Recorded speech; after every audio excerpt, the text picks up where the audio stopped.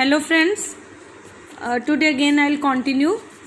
We will start from page number 61 where I left yesterday. Now you listen here, boy, he snarled. I accept there's something strange about you, probably nothing a good beating wouldn't have cured. And as for all this about your parents, well, they were weirds, no denying it, and the world's better off without them in my opinion. As for all they got, getting mixed up with these wizarding types, just what I expected, always knew they would come to a sticky end. But at that moment, Hagrid leaped from the sofa and drew a battered pink umbrella from inside his coat. Pointing this at Uncle Vernon like a sword, he said, I am warning you, Dursley. I am warning you. One more word. In danger of being speared on the end of an umbrella by a bearded giant, Uncle Vernon's courage failed again. He flattened himself against the wall and fell silent. That's better, said Hagrid, breathing heavily and sitting back down on the sofa, which this time sagged right down to the floor. Harry, meanwhile, still had questions to ask, hundreds of them. But what happened to you know who? Good question, Harry. Disappeared, vanished. Same night he tried to kill you. Makes you even more famous. That's the biggest mystery. See, he was getting more and more powerful. Why would he go? Said Hagrid, who was pulling on his huge boots. Sorry. Why would he go? Some say he died. Codswallop, in my opinion, don't know if he had enough human left in him to die. Some say he's still out there biding his time, but I don't believe it. People who was on his side came back to ours. Some of them came out of kinda trances. Don't reckon they could have done if he was coming back. Most of us reckon he's still out there somewhere but lost his powers. Too weak to carry on. Cause something about you finished him, Harry. There was something going on that night he hadn't counted on. I don't know what it was. No one does. But something about you stumped him. All right. Hagrid looked at Harry with warmth and respect blazing in his eyes. But Harry, instead of feeling pleased and proud, felt quite sure there had been a horrible mistake. A wizard? Him? How could he possibly be? He had spent his life being clouted by Dudley and bullied by Aunt Petunia and Uncle Vernon. If he was really a wizard, why hadn't they been turned into warty toads every time they had tried to look him in his cupboard? If he had once defeated the greatest scorer in the world, how come Dudley had always been able to kick him around like a football? Hagrid, he said quietly, I think you must have made a mistake. I don't think I can be a wizard. To his surprise, Hagrid chuckled. Not a wizard? Never made things happen when you were scared or angry. Harry looked into the fire. Now he came to think about it. Every odd thing that had ever made his aunt and uncle furious with him had happened when Harry, had been upset or angry. Chased by Dudley's gang, he had somehow found himself out of their reach, dreading going to school with that ridiculous haircut.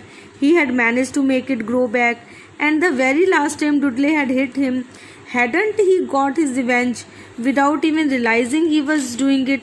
Hadn't he set a boa constrictor on him?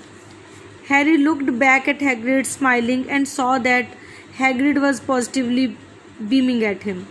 See, said Hagrid, Harry Potter, not a wizard. You wait, you will be right famous at Hogwarts. But Uncle Vernon wasn't going to give in without a fight. Haven't I told you he's not going? He hissed. He's going to Stonewall High School and he'll be grateful for it. I have read those letters and he needs all sort of rubbish, spell books and wands, and if he wants to go, a great mugger like you won't stop him, growled Hagrid. Stop Lily and James Potter's son going to Hogwarts? You mad? His name's been down ever since he was born. He's off to the finest school of witchcraft and wizardry in the world. 7 years there and he won't know himself. He'll be with youngsters of his own sort for a change, and he'll be under the greatest headmaster Hogwarts ever had, Albus Dumbledore. I am not paying for some crackpot old fool to teach him magic tricks, yelled Uncle Vernon. But he had finally gone too far. Hagrid seized his umbrella and whirled it over his head. Never, he thundered. Insult Albus Dumbledore in front of me? He brought the umbrella swishing down through the air to point at Dudley. There was a flash of violet light, a sound like a firecracker, a sharp squeal, and next second Dudley was dancing on the spot with his hands clasped over his fat bottom, howling in pain. When he turned his back on them, Harry saw a curly pig's tail poking through a hole in his trousers. Uncle Vernon roared. Pulling Aunt Petunia and Dudley into the other room, he cast one last terrified look at Hagrid and slammed the door behind them. Hagrid looked down at his umbrella and stroked his beard. Shouldn't lost my temper, he said ruefully, but it didn't work anyway. Meant to turn him into a pig, but I suppose he was so much like a pig anyway, there wasn't much left to do. He cast a sideways look at Harry under his bushy eyebrows. Be grateful if you didn't mention that to anyone at Hogwarts, he said. I am not supposed to do magic. Strictly speaking, I was allowed to do a bit to follow you and got you letters to you and stuff. One of the reasons I was so keen to take on the job. Why aren't you supposed to do magic? Asked Harry. Oh well, I was at Hogwarts myself, but I got expelled.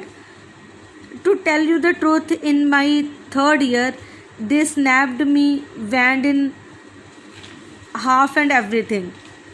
But Dumbledore let me stay on as gamekeeper. Great man, Dumbledore. Why were you expelled? It's getting late and we have got lots to do tomorrow, said Hagrid loudly. Gonna get up to town, get all your books and that. He took off his thick black coat and threw it to Harry. You can keep under that, he said.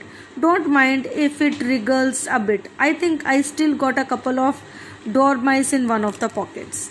So friends, here I will end today's reading, and before starting next chapter tomorrow, I think we should discuss what we have read till now. So friends, I will tell the story till now in Hindi. So ये जो एक story है Harry Potter की, अभी तक जो हमने lessons पढ़े हैं उनमें स्टार्टिंग में एक फैमिली है, मिस्टर एंड मिसेस डर्सले और उनका बेटा डुडले. वहाँ से स्टार्ट होती है. डर्सले सिंपल ह्यूमन बींग्स हैं, जैसे हम लोग हैं. उनमें कोई मैजिकल पावर नहीं है, बट सडनली उनके घर पे कोई एक बच्चे को रख जाता है उनके डोर पे.